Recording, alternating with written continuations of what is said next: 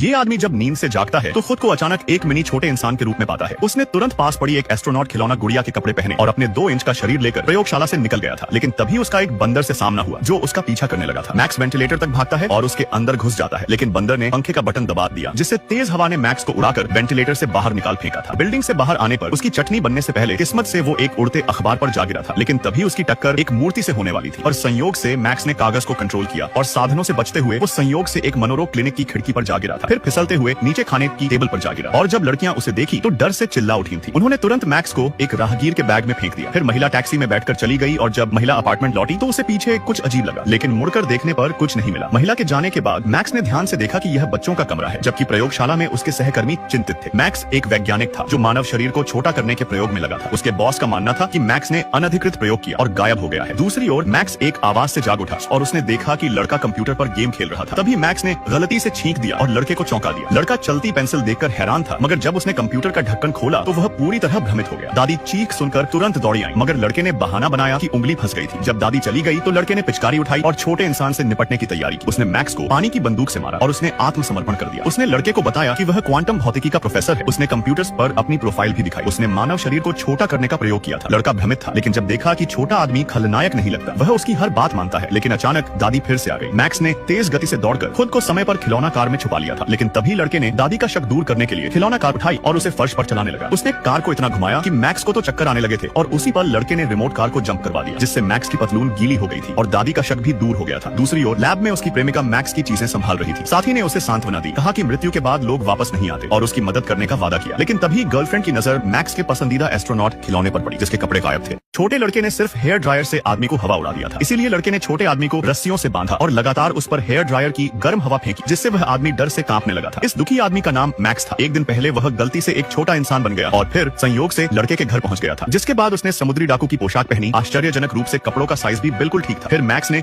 बिना कुछ कहे गुड़िया को धकेल दिया और खुद झूले पर लेट गया और गहरी नींद में सो गया। पर जागने पर भी मैक्स उदास था। उसे अपनी प्रेमिका की बहुत याद आ रही थी, लेकिन अभी सबसे बड़ी समस्या थी कि वह अपने सामान्य रूप में कैसे लौटे। इस समय उसकी प्रेमिका असिस्टेंट के साथ वैज्ञानिक विषयों पर चर्चा कर रही थी। निगरानी कैमरे से पता चला कि जब मैक्स प्रयोग कर रहा था तब एक छोटा बंदर जिसे प्रयोग के लिए रखा था वो पिंजरे से आजाद होकर बाहर आया और उसने कंप्यूटर पर सारे बटन दबाकर जोरदार तरीके से ऑपरेशन किया, जिससे प्रयोग मशीन चालू हो गई और कुछ ही सेकंड में मैक्स का शरीर छोटा हो गया था। महिला का मानना था कि मैक्स अभी जीवित है, लेकिन लालची असिस्टेंट चाहता था कि मैक्स गायब हो जाए। आधी रात को महिला ने विश्लेषण जारी रखा और पाया कि बंदर ने 35 बार माउस क्लिक किया था। फिर आइंस्टीन के सापेक्षता सिद्धांत और मैक्स प्लैंक के क्वांटम भौतिकी सिद्धांत के आधार पर उसने आखिरकार सही सिकुड़न कोड फॉर्मूला की गणना की। महिला उत्साहित होकर तुरंत अपने बॉस को फोन करती है, लेकिन सुबह के 4 बज रहे थे तो बॉस ने कहा कल ऑफिस आने के बाद बात करेंगे। अगली सुबह लड़के ने पाया कि मैक्स गायब है। पता चला कि रात में उसने केक चुराया था और दादी ने उसे फ्रिज में रख दिया।